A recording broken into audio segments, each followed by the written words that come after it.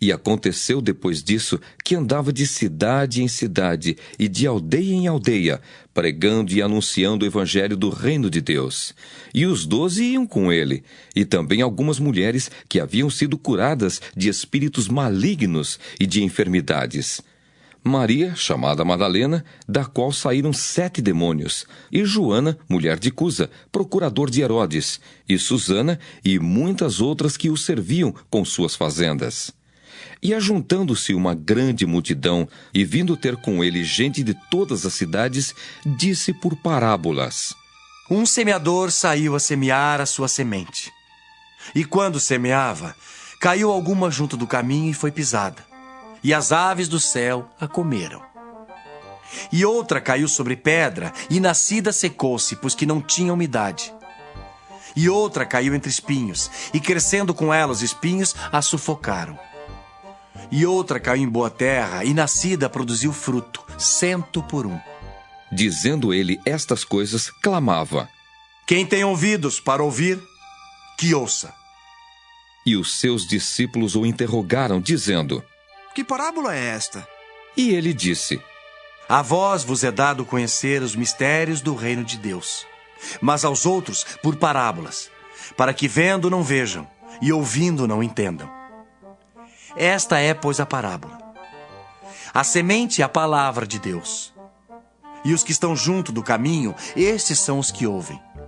Depois, vem o diabo e tira-lhes do coração a palavra, para que se não salvem crendo. E os que estão sobre pedra, estes são os que, ouvindo a palavra, a recebem com alegria. Mas como não têm raiz, apenas creem por algum tempo. E no tempo da tentação se desviam. E a que caiu entre espinhos, esses são os que ouviram. E indo por diante, são sufocados com os cuidados e riquezas e deleites da vida, e não dão fruto com perfeição.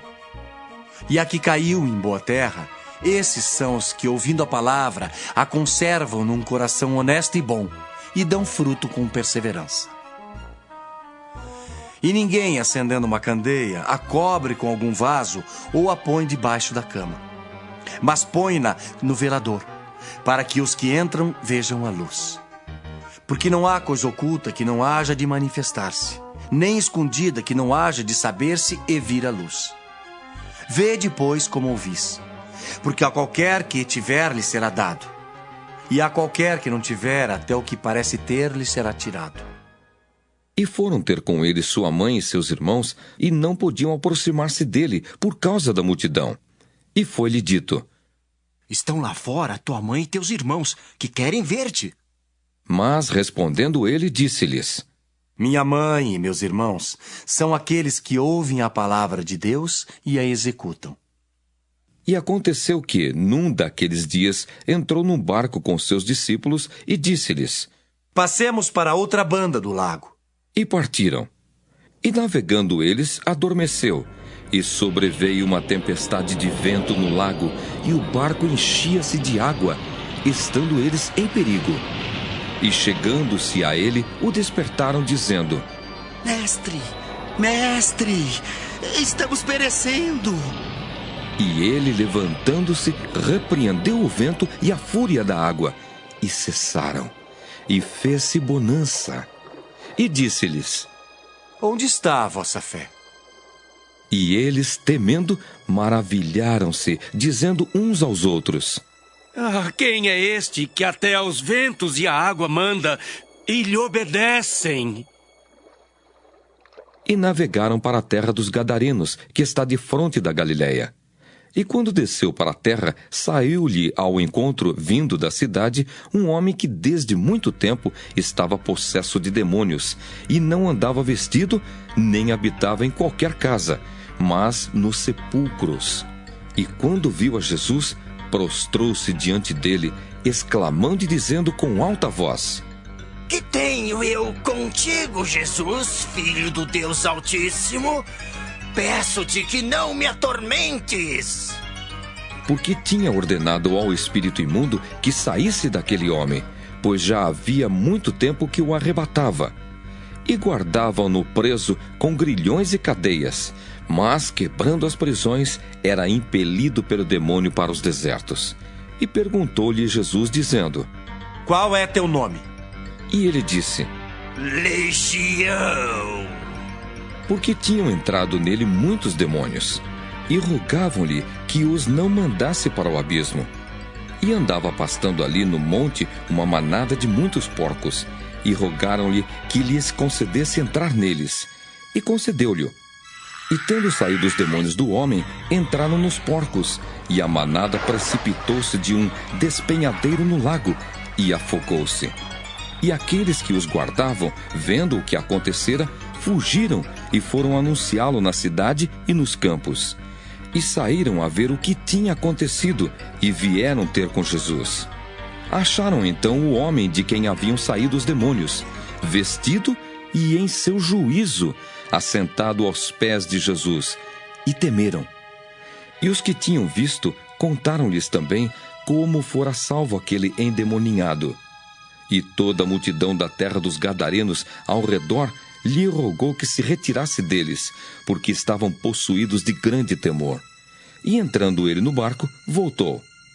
E aquele homem de quem haviam saído os demônios rogou-lhe que o deixasse estar com ele.